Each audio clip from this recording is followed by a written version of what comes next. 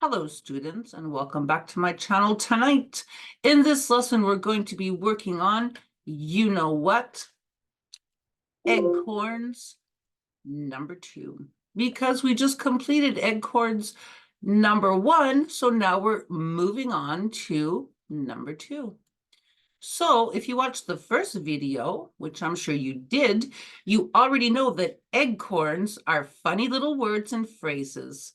I think that calling these words eggcorns is very funny. Let me show you why. An eggcorn is a linguistic mistake where a word or phrase is misheard, misunderstood, or misinterpreted. People replace words or phrases with similar sounding words or phrases that seem to be logical or make sense, but they are in fact just wrong. In this lesson, I'm going to give you lots of examples so that you will be able to use these words correctly and with confidence. First of all, why are they called eggcorns? Many English people mispronounce the word acorn and say eggcorn instead, and that's how they got their name. An eggcorn is the fruit of an oak tree. It is a nut containing a single seed, and only oak trees produce acorns. These are acorns, not eggcorns. Here are a few more. People say pacifically when they should say specifically. Pacifically refers to the West Coast, close to the Pacific Ocean. It also means in a peaceful manner, and this is how and why the Pacific Ocean was named as such. It was a peaceful body of water when it was discovered. This knife was designed specifically for cutting meat and vegetables. This is the Pacific Ocean. Look at how beautiful, blue, and calm it is. And this is a knife specifically designed for cutting vegetables and meat. People say a new leash on life. They should say a new lease on life. A leash is what you put on a dog to take him or her for a walk. To have a new lease on life means that you have a second chance or a fresh start. It's like when you renew your lease for a rental property, you get more time.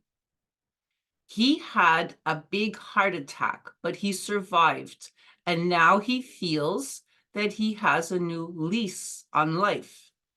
This is a leash for a dog. And this is when you have a new lease on life.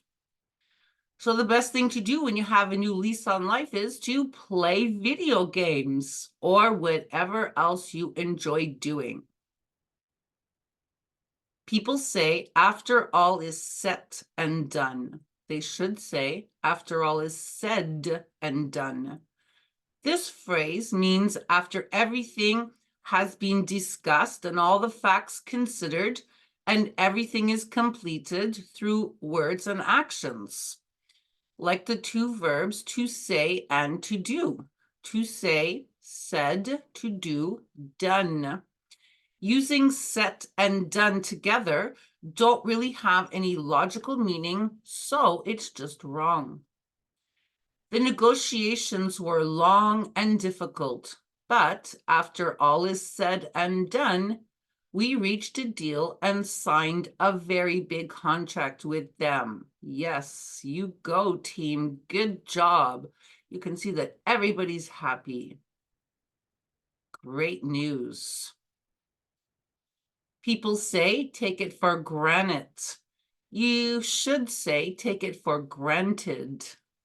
Granite is a type of rock, so saying this makes no sense at all. When a person takes something for granted, It means that they expect something to always be there and don't appreciate its full value and how lucky they are to have it. Not everyone has access to clean drinking water, so never take it for granted and appreciate each glass that you drink. This is granite. Don't take clean water for granted. We are very lucky to have clean drinking water. People say you've got another thing coming when they should say you've got another think coming, like a thought in your head. When a person says you've got another think coming, it means that you are wrong and you will be proven wrong and things will not go as you expect them to. You've got another thing coming might mean that another thing or object is coming to you, like maybe a package that you ordered online.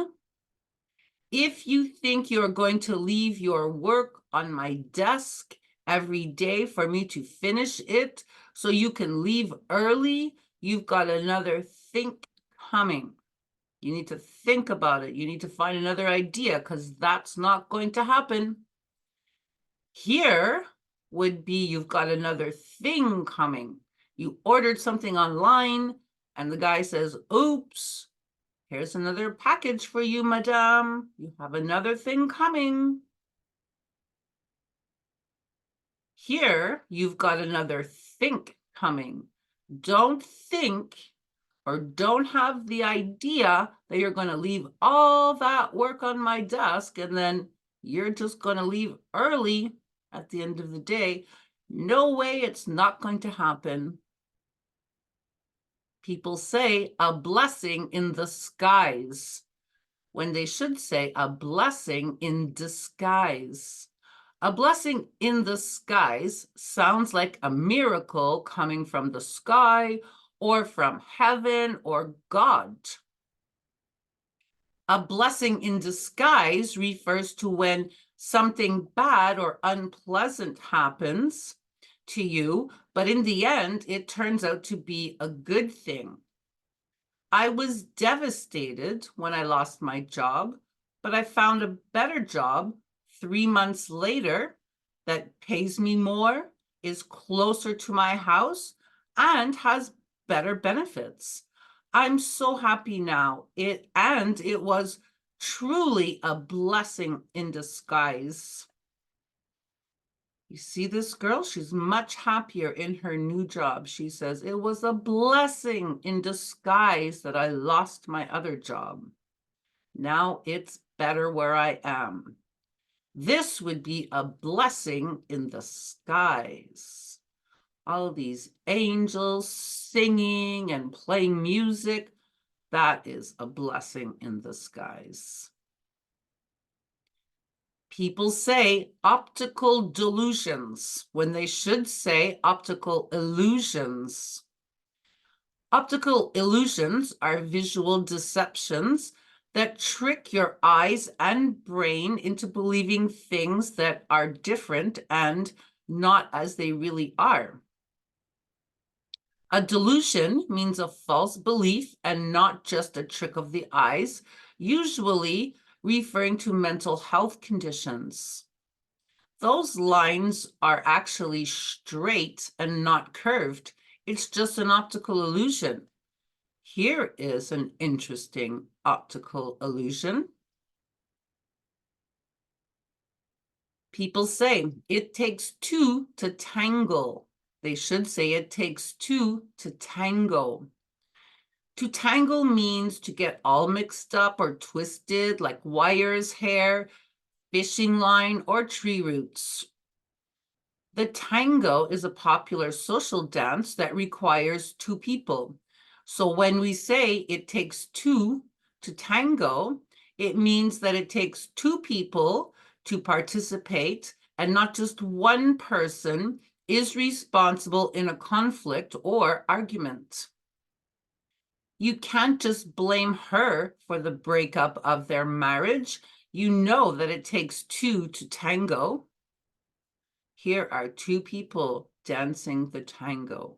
It really takes two to tango. You can't do that dance alone.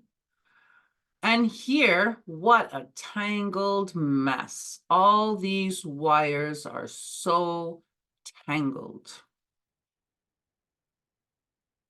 People say old-timers disease when they should say Alzheimer's disease. Alzheimer's disease is a medical condition, usually, but not always, associated with aging. It is a progressive brain disorder that affects memory and behavior. Because it usually affects adults as they are aging, people mistakenly say old-timers instead of Alzheimer's.